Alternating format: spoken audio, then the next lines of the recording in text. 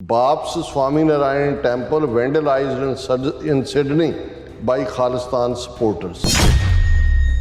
ਸ਼ਰਧਾਲੂ ਸਵੇਰੇ ਆਇਆ, ਉਹਨੇ ਦੇਖਿਆ ਬਾਹਰ ਲਿਖਿਆ ਹੋਇਆ ਸੀ ਕਿ ਭਾਈ ਇਹ ਮੋਦੀ ਜਿਹੜਾ ਡਿਕਲੇਅਰ ਮੋਦੀ ਹੈ ਟੈਰਰਿਸਟ, ਗ੍ਰੈਫਿਟੀ ਸੀ ਔਰ ਨਾਲ ਖਾਲਿਸਤਾਨ ਦਾ ਝੰਡਾ ਸੀ। ਹੁਣ 4 ਜਿਹੜਾ ਜੂਨ ਨੂੰ ਸਿਡਨੀ ਦੇ ਵਿੱਚ ਵੋਟਾਂ ਹੋਣੀਆਂ ਨੇ। ਪ੍ਰੋਮੀਨੈਂਟ ਸਿਟੀ ਹੈ ਇਹੀ ਸਿਡਨੀ ਹੈ ਜਿੱਥੇ 24 ਨੂੰ ਮੋਦੀ ਨੇ ਆਉਣਾ ਹੈ। ਤੇ ਐਸਾ ਕੀ ਹੋ ਸਕਦਾ ਕਿ ਮੋਦੀ ਦੇ ਆਉਣ ਤੋਂ ਪਹਿਲਾਂ ਉਹਦੇ ਸਵਾਗਤ 'ਚ ਹਿੰਦੂਤਵੀ ਏਜੰਸੀਆਂ ਵਾਲੇ ਆਪਣੀ ਤਨਖਾਹ ਪੱਕੀ ਕਰਨ ਲਈ ਕੋਈ ਕਰਤੂਤ ਨਾ ਕਰਨ। Prime minister Modi to pay official visit to United States on June 22nd, Biden to host state dinner.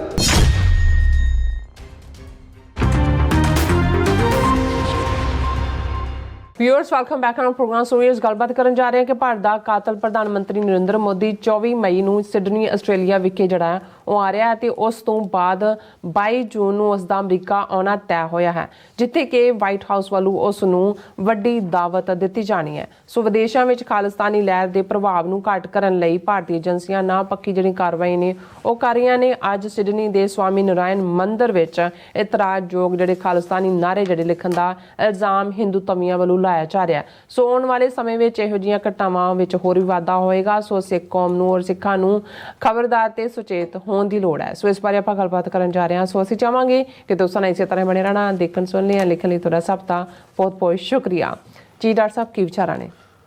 ਦੇਖੋ, ਕੱਲ ਜਿਹੜਾ ਸਾਡਾ ਸੈਗਮੈਂਟ ਆਸਟ੍ਰੇਲੀਆ ਦੇ 37 ਗੁਰਦੁਆਰਿਆਂ ਵੱਲੋਂ ਆਸਟ੍ਰੇਲੀਆ ਸਿੱਖ ਕੌਂਸਲ ਦੀ ਜਿਹੜਾ ਉਸ ਦੀ ਅਗਵਾਈ ਥੱਲੇ ਜਿਹੜੀ ਉਹਨਾਂ ਨੇ ਪ੍ਰੈਸ ਰਿਲੀਜ਼ ਜਾਰੀ ਕੀਤੀ, ਗੁਰਦੁਆਰਿਆਂ ਦੇ ਪ੍ਰਬੰਧਕਾਂ ਨੂੰ ਵਾਰਨ ਕੀਤਾ ਕਿ ਭਾਈ ਤੁਸੀਂ ਬਚ ਕੇ ਰਹਿਣਾ, ਕੋਈ ਵੀ ਉਹਨਾਂ ਨੂੰ ਇਨਵਾਈਟ ਨਾ ਕਰੇ। ਔਰ ਜਿਵੇਂ ਅਸੀਂ ਦੱਸਿਆ ਕਿ ਵੱਡੇ ਲੈਵਲ ਦੇ ਉੱਤੇ ਪ੍ਰੋਟੈਸਟ ਦੀਆਂ ਵੀ ਤਿਆਰੀਆਂ ਨੇ ਔਰ ਉਹਦੇ 'ਚ ਖਾਸ ਤੌਰ 'ਤੇ ਅਸੀਂ ਇਹ ਵੀ ਕਿਹਾ ਸੀ ਕਿ ਭਾਈ ਇਹ ਜਿਹੜੇ ਕੋਈ ਐਸਾ ਕਰਨਗੇ ਉਹਨਾਂ ਦੇ ਸਿਰਾਂ 'ਚ 7 ਚੁੱਲ੍ਹਿਆਂ ਦੀ ਸਵਾਹ ਤੇ ਉਹਨਾਂ ਦੇ ਮੂੰਹ 'ਤੇ 7 ਤਵਿਆਂ ਦੀ ਕਾਲਕ। ਮੈਨੂੰ ਇੱਕ ਵੀਰ ਨੇ ਲਿਖਿਆ, ਉਹਨਾਂ ਨੇ ਕਿਹਾ ਜੇ ਕਿ ਵੀ ਇਹ ਜਿਹੜਾ 7 ਚੁੱਲ੍ਹਿਆਂ ਦੀ ਸਵਾਹ, ਇਹ ਚੁੱਲ੍ਹੇ 11 ਕਿਉਂ ਨਹੀਂ ਹੋ ਸਕਦੇ ਜਾਂ 21 ਕਿਉਂ ਨਹੀਂ ਹੋ ਸਕਦੇ? ਤੇ ਮੈਂ ਕਿਹਾ ਮੈਨੂੰ ਹੁਣ ਐਗਜ਼ੈਕਟ ਤਾਂ ਨਹੀਂ ਪਤਾ, ਕਿਉਂਕਿ ਮੈਂ ਬੀਬੀਆਂ ਦੀਆਂ ਆਪਸੀ ਬੋਲ ਬੁਲਾਰੇ ਵੇਲੇ ਇਹ ਫਰੇਜ਼ ਸੁਣਿਆ ਹੈ ਵੀ ਉਹਦੇ ਸਿਰ 'ਚ 7 ਚੁੱਲ੍ਹਿਆਂ ਦੀ ਸਵਾਹ। ਪਰ ਮੈਂ ਕਿਹਾ ਇੱਕ ਐਕਸਪਲੇਨੇਸ਼ਨ ਮੈਨੂੰ ਮੈਂ ਦੇ ਸਕਦਾ ਕਿ ਇੱਕ ਜ਼ਮਾਨਾ ਸੀ, ਹੁਣ ਤਾਂ ਨਹੀਂ ਹੈ, ਕਿ 7 ਕਿਸਮ ਦੇ ਅਨਾਜ ਮੰਨੇ ਜਾਂਦੇ ਸੀ, ਉਹਨੂੰ ਸਤਨਾਜਾ ਕਹਿੰਦੇ ਸੀ। ਔਰ ਕਈ ਵਾਰੀ ਜਦੋਂ ਸ਼ੁਰੂ 'ਚ ਜਿਹੜੇ ਅਜੇ ਰਹਿਤ ਮਰਿਆਦਾ ਫਾਈਨਲ ਨਹੀਂ ਸੀ ਜਾਂ ਕੁਛ ਥਾਵਾਂ 'ਤੇ ਸ਼ਾਇਦ ਅਜੇ ਵੀ ਹੋਏ ਕਿ ਅਖੰਡ ਪਾਠ ਸਾਹਿਬ ਆਰੰਭ ਹੋਣ ਤੋਂ ਪਹਿਲਾਂ ਜਿੱਥੇ ਬਾਕੀ ਸੀ ਉੱਥੇ ਉਹ 7 ਕਿਸਮ ਦਾ ਅਨਾਜ ਰੱਖਿਆ ਜਾਂਦਾ ਸੀ। ਸ਼ਾਇਦ ਪ੍ਰੋਸਪੈਰਿਟੀ ਦਾ ਹੀ ਚਿੰਨ੍ਹ ਸੀ ਉਹਦੇ 'ਚ। ਆਟਾ ਵੀ ਹੈ, ਮੱਕੀ ਵੀ ਹੈ, ਜੌਂ ਵੀ ਹੈ, ਕੋਦਰਾ ਵੀ ਹੈ, ਹੋਰ ਵੀ ਕੋਈ ਹੋਏਗਾ 7 ਅਨਾਜ। ਜੇ ਕੋਈ ਸਾਡਾ ਵਿਊਅਰ ਸਾਨੂੰ ਦੱਸ ਸਕੇ 7, ਉਹ ਸਤਨਾਜਾ ਕਿਹਾ ਜਾਂਦਾ ਸੀ। ਸੋ ਜਿਹਦੇ ਘਰ 'ਚ 7 ਕਿਸਮ ਦਾ ਅਨਾਜ ਹੈ ਉਹ ਪ੍ਰੋਸਪੈਰਿਟੀ ਹੈ। ਸੋ ਮੈਨੂੰ ਇਹ ਲੱਗਦਾ ਕਿ ਵੀ ਜਿਹਨੂੰ ਫਿਰ ਉਹਨਾਂ ਨੇ ਸਭ ਤੋਂ ਨਖਿੱਧ ਕਰਨਾ ਵੀ ਉਹਦੇ 7 ਚੁੱਲ੍ਹਿਆਂ ਦੀ ਸਵਾਹ ਉਹਦੇ ਸਿਰ 'ਚ ਪਾਉਣ ਦੀ ਗੱਲ ਸੀ। ਪਰ ਇਹ ਕਿਉਂਕਿ ਮੇਰੀ ਥਿਊਰੀ ਹੈ, ਹੋ ਸਕਦਾ ਹੈ ਇਹਦਾ ਕੋਈ ਹੋਰ ਹੈ, ਪਰ ਮੈਂ ਸਤਨਾਜਾ ਸੁਣਿਆ ਹੋਇਆ ਕਿ 7 ਕਿਸਮ ਦੇ ਅਨਾਜ, ਸੋ ਇਹਦੇ 'ਚ 7 ਚੁੱਲ੍ਹਿਆਂ ਦੀ ਸਵਾਹ। ਸੋ ਜ਼ਾਹਰ ਹੈ ਕਿ ਵੀ ਉਸ ਨੂੰ ਸਾਡੇ ਵਿਊਅਰਸ ਵੱਲੋਂ ਖਾਸ ਤੌਰ 'ਤੇ ਆਸਟ੍ਰੇਲੀਆ ਨਿਵਾਸੀ ਖਾਲਸਾ ਜੀ ਵੱਲੋਂ ਪਸੰਦ ਕੀਤਾ ਗਿਆ। ਉਹਨੂੰ ਕਾਫੀ ਵਟਸਐਪ ਦੂਸਰੇ ਗਰੁੱਪਾਂ ਦਾ ਵੀ ਫਾਰਵਰਡ ਕੀਤਾ। ਲੇਕਿਨ ਜਦੋਂ ਅਸੀਂ ਇਹ ਗੱਲ ਕਰ ਵੀ ਰਹੇ ਸੀ ਤੇ ਮੈਨੂੰ ਇਹ ਨਜ਼ਰ ਆ ਰਿਹਾ ਸੀ ਕਿ ਵੀ ਜਿਉਂ ਹੀ ਮੈਲਬਰਨ ਦੇ ਵਿੱਚ ਖਾਲਿਸਤਾਨ ਰੈਫਰੈਂਡਮ ਦਾ ਐਲਾਨ ਹੋਇਆ ਸੀ ਤੇ ਮੰਦਰਾਂ ਦੇ ਵੈਂਡਰ, ਔਰ ਇਕੱਲਾ ਇਹ ਨਹੀਂ ਹੈ ਤਾਂ ਮੈਂ ਆਸਟ੍ਰੇਲੀਆ ਦੇ ਹਵਾਲੇ ਨਾਲ ਗੱਲ ਕਰ ਰਿਹਾ, ਇਸ ਤੋਂ ਪਹਿਲਾਂ ਜੇ ਲੰਡਨ ਤੋਂ ਸ਼ੁਰੂ ਕਰੀਏ ਕਿ ਲੰਡਨ 'ਚ ਜਦੋਂ ਜਿਹੜਾ ਖਾਲਿਸਤਾਨ ਰੈਫਰੈਂਡਮ ਦਾ ਐਲਾਨ ਹੋਇਆ ਉਸ ਤੋਂ ਬਾਅਦ ਇਸ ਕਿਸਮ ਦੀ ਘਟਨਾ ਦੀ ਸ਼ੁਰੂਆਤ, ਵੈਂਡਲਾਈਜੇਸ਼ਨ ਆਫ ਟੈਂਪਲ, ਉਹ ਸ਼ੁਰੂ ਹੋ ਗਿਆ ਟੋਰਾਂਟੋ ਦੇ ਵੇਲੇ। ਔਰ ਦਿਲਚਸਪ ਗੱਲ ਇਹ ਹੈ ਵੀ ਇਹਦੇ 'ਚ ਕੋਈ ਰਾਮ ਚੰਦਰ ਜੀ ਦਾ, ਕੋਈ ਕ੍ਰਿਸ਼ਨ ਜੀ ਦਾ, ਕੋਈ ਦੁਰਗਾ ਜੀ ਦਾ, ਅੱਜ ਕੱਲ੍ਹ ਜਿਹਦਾ ਚਾਲੀਸਾ ਥਾਂ ਜਾ ਕੇ ਪੜ੍ਹਦੇ ਨੇ ਗਰੀਬ ਵਿਚਾਰੇ ਦਾ, ਹਨੂਮਾਨ ਦਾ, ਉਹਦੇ ਮੰਦਰਾਂ ਦੇ ਬਾਹਰ ਨਹੀਂ। ਇਹ ਸਾਰੇ ਸਵਾਮੀ ਨਾਰਾਇਣ ਮੰਦਰ ਹੀ ਇਹਨਾਂ ਨੂੰ ਲੱਭੇ ਨੇ ਜਿੱਥੇ ਆਪ ਇਹਨਾਂ ਨੇ ਕਰਤੂਤ ਕਰਨੀ ਹੈ। ਔਰ ਸਵਾਮੀ ਨਾਰਾਇਣਨ ਸਭ ਤੋਂ ਪ੍ਰੋਸਪਰਸ ਕਮਿਊਨਿਟੀ ਹੈ ਗੁਜਰਾਤੀਆਂ ਦੀ, ਜਿਨ੍ਹਾਂ ਨੇ ਮੰਦਰ ਬਣਾਏ ਨੇ ਬਹੁਤ ਵੱਡੇ ਵੱਡੇ। ਤੇ ਕੋਈ ਪੁੱਛੇ ਕਿ ਵੀ ਇਹਨਾਂ ਕੋਲ ਹੋਰ ਸਾਰੇ ਏਡੇ ਏਡੇ ਮੰਦਰ, ਉਹਨਾਂ ਦੇ ਕੈਮਰੇ ਕਿਉਂ ਨਹੀਂ ਲੱਗੇ ਹੋਏ? ਜੇ ਕੈਮਰੇ ਲੱਗੇ ਹੋਏ ਨੇ ਤੇ ਬੰਦੇ ਭਾਵੇਂ ਜਿੰਨੇ ਮਰਜ਼ੀ ਕਿਸੇ ਵੀ ਰੂਪ ਚ ਆਉਣ, ਉਹ ਫੜੇ ਜਾਂਦੇ ਨੇ। ਫਿਰ ਦੂਸਰਾ ਸਵਾਲ ਹੁੰਦਾ ਸੀ, ਕੱਲ ਵੀ ਚੁੱਕਿਆ ਸੀ, ਕਿ ਰਿਪੋਰਟ ਹੀ ਨਹੀਂ ਕਰਦੇ ਪੁਲਿਸ ਨੂੰ। ਮੀਡੀਆ 'ਚ ਉਹਨਾਂ ਦੇ ਜਿਹੜੇ ਚੀਥੜੇ ਰੈਗ ਨੇ ਉਹਨਾਂ 'ਚ ਖਬਰਾਂ ਲਵਾ ਦੇਣਗੇ। ਸੋ ਇਹ ਕੋਈ ਦੋ ਰਾਵਾਂ ਨਹੀਂ ਨੇ ਕਿ ਭਈ ਇਹ ਕੰਮ ਇਹਨਾਂ ਦਾ ਆਪਣਾ ਹੀ ਹੁੰਦਾ। ਔਰ ਟੋਰਾਂਟੋ ਤੋਂ ਬਾਅਦ ਅਸੀਂ ਦੇਖਿਆ ਵੀ ਜਦੋਂ ਮੈਲਬਰਨ 'ਚ ਹੋਣੇ ਸੀ ਰੈਫਰੈਂਡਮ ਦੀਆਂ ਵੋਟਾਂ ਦੀ ਗੱਲ, ਤੇ 3 ਜਿਹੜੀਆਂ ਘਟਨਾਵਾਂ ਵੈਂਡਲਾਈਜੇਸ਼ਨ ਦੇ ਨਾਂ ਥੱਲੇ ਹੁੰਦਾ ਕੀ ਹੈ, ਲਿਖ ਦਿੱਤਾ ਜੀ Modi is a dictator, Hindutva ਮੁਰਦਾਬਾਦ, ਜਾਂ ਪਿੰਡਰਾਂ ਵਾਲੇ ਜ਼ਿੰਦਾਬਾਦ, ਜਾਂ ਖਾਲਿਸਤਾਨ ਜ਼ਿੰਦਾਬਾਦ। ਕੁਛ ਥਾਵਾਂ ਤੇ ਹੁੰਦਾ ਜੀ ਖਾਲਿਸਤਾਨ ਦਾ ਝੰਡਾ ਵੀ ਲਾ ਗਏ। ਹੁਣ ਇਹ ਨਾ ਤਾਂ ਜਿਹੜਾ ਉਹ ਵੈਂਡਲਾਈਜੇਸ਼ਨ ਹੈ, ਨਾ ਹੀ ਅਟੈਕ ਔਨ ਦਾ ਟੈਂਪਲ ਹੈ। ਪਹਿਲਾਂ ਤਾਂ ਖਬਰਾਂ ਹੀ ਅਟੈਕ ਦੀਆਂ ਦਿੰਦੇ ਰਹੇ। ਸੋ 3 ਮੈਲਬਰਨ 'ਚ ਹੋਏ। ਫਿਰ ਜਦੋਂ ਬ੍ਰਿਸਬੇਨ ਰੈਫਰੈਂਡਮ ਆਇਆ, ਫਿਰ 2 ਘਟਨਾਵਾਂ ਉੱਪਰੋਂ ਥੱਲੀ, ਉਹ ਵੀ ਉਹਨਾਂ ਦੇ ਹੀ, ਸਵਾਮੀ ਨਾਰਾਇਣਨ ਅਕਸ਼ਧਾਮ ਉਹਨਾਂ ਦੇ। ਔਰ ਹੁਣ ਮੈਨੂੰ ਇਹ ਨਜ਼ਰ ਆ ਰਿਹਾ, ਜਦੋਂ ਕੱਲ੍ਹ ਮੈਂ ਡਿਸਕਸ ਵੀ ਕਰ ਰਿਹਾ ਸੀ ਕਿ ਭਾਈ ਇਹ ਹੁਣ 4 ਜਿਹੜਾ ਜੂਨ ਨੂੰ ਸਿਡਨੀ ਦੇ ਵਿੱਚ ਵੋਟਾਂ ਹੋਣੀਆਂ ਨੇ। ਪ੍ਰੋਮੀਨੈਂਟ ਸਿਟੀ ਹੈ, ਇਹੀ ਸਿਡਨੀ ਹੈ ਜਿੱਥੇ 24 ਨੂੰ ਮੋਦੀ ਨੇ ਆਉਣਾ। ਤੇ ਐਸਾ ਕੀ ਹੋ ਸਕਦਾ ਕਿ ਮੋਦੀ ਦੇ ਆਉਣ ਤੋਂ ਪਹਿਲਾਂ ਉਹਦੇ ਸਵਾਗਤ 'ਚ ਹਿੰਦੂਤਵੀ ਏਜੰਸੀਆਂ ਵਾਲੇ ਆਪਣੀ ਤਨਖਾਹ ਪੱਕੀ ਕਰਨ ਲਈ ਕੋਈ ਕਰਤੂਤ ਨਾ ਕਰਨ। ਤੇ ਅੱਜ ਉਹ ਖਬਰ ਸਾਹਮਣੇ ਆ ਗਈ, ਬਾਪਸ ਸਵਾਮੀ ਨਾਰਾਇਣ ਟੈਂਪਲ ਵੈਂਡਲਾਈਜ਼ਡ ਇਨ ਸਿਡਨੀ ਬਾਈ ਖਾਲਿਸਤਾਨ ਸਪੋਰਟਰਸ। ਹੁਣ ਇਹਨਾਂ ਨੂੰ ਇਹ ਵੀ ਪਤਾ ਲੱਗ ਗਿਆ ਵੀ ਇਹ ਖਾਲਿਸਤਾਨ ਦੇ ਸਪੋਰਟਰਾਂ ਨੇ ਕੀਤਾ। ਫਿਰ ਅੱਜ ਇੱਕ ਸ਼ਰਧਾਲੂ ਸਵੇਰੇ ਆਇਆ, ਉਹਨੇ ਦੇਖਿਆ ਬਾਹਰ ਲਿਖਿਆ ਹੋਇਆ ਸੀ ਕਿ ਭਾਈ ਇਹ ਮੋਦੀ ਜਿਹੜਾ ਡਿਕਲੇਅਰ ਮੋਦੀ ਇਹ ਟੈਰਰਿਸਟ, ਗ੍ਰੈਫਿਟੀ ਸੀ ਔਰ ਨਾਲ ਖਾਲਿਸਤਾਨ ਦਾ ਝੰਡਾ ਸੀ। ਔਰ ਇਹ ਸਾਰਾ ਜਿਹੜਾ ਦੇਖੋ ਇਹ ਵੈਂਡਲਾਈਜ਼ ਕਰਤਾ। ਆਸਟ੍ਰੇਲੀਆ ਟੁਡੇ ਜਿਹੜਾ ਹੈ ਉਸ ਦੀ ਇਹ ਖਬਰ ਹੈ।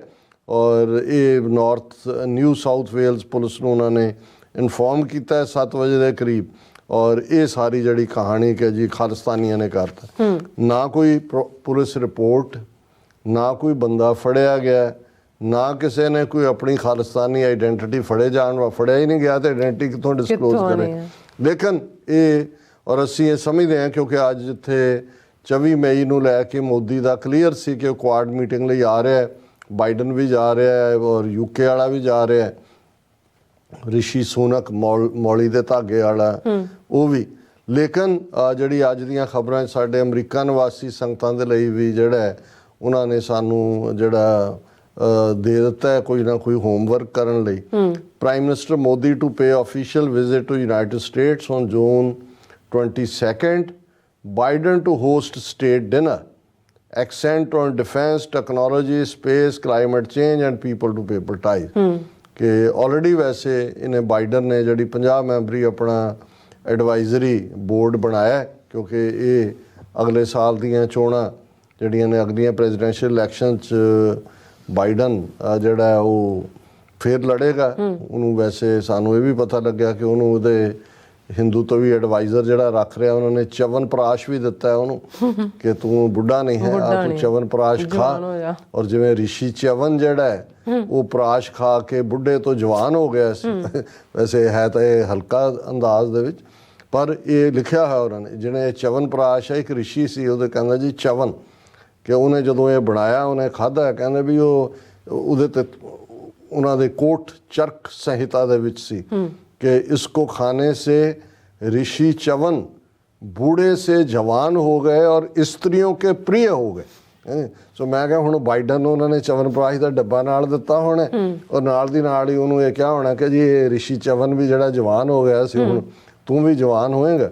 ਔਰ ਇਹ ਲੰਬੀ ਚੌੜੀ ਖਬਰ, ਸੋ ਅਸੀਂ ਵੀ ਸਵਾਗਤ ਕਰਾਂਗੇ। ਪਰ ਇਸ ਸਾਰੇ ਦੇ ਨਾਲ ਨਾਲ ਇਹ ਸਾਨੂੰ ਸੁਚੇਤ ਹੋਣ ਦੀ ਲੋੜ ਹੈ। ਬਿਲਕੁਲ ਇਹ ਬਿਗਨਿੰਗ ਹੈ। ਔਰ ਮੈਨੂੰ ਲੱਗਦਾ ਹੈ ਅੱਜ ਜਦੋਂ ਅਸੀਂ 10 ਮਈ ਨੂੰ ਗੱਲ ਕਰ ਰਹੇ ਹਾਂ, 10 ਮਈ ਤੋਂ 24 ਮਈ ਤੱਕ ਪੂਰੇ 14 ਦਿਨ ਨੇ ਆਸਟ੍ਰੇਲੀਆ 'ਚ, ਤੇ ਉੱਥੋਂ ਫਿਰ ਅਗਲੇ ਜੂਨ ਤੱਕ ਪਹੁੰਚਦੇ ਹਾਂ, 22 ਜੂਨ ਤੱਕ ਮਹੀਨੇ। ਕੁਛ ਨਾ ਕੁਛ ਇਹ ਕਰਦੇ ਰਹਿਣਗੇ, ਕੁਛ ਡਰਾਸਟਿਕ ਗੰਦਾ ਕੰਮ ਵੀ ਕਰ ਸਕਦੇ ਨੇ ਵਾਇਲੈਂਸ ਦੇ ਲਿਹਾਜ਼ ਨਾਲ। ਸੁਚੇਤ, ਖਬਰਦਾਰ।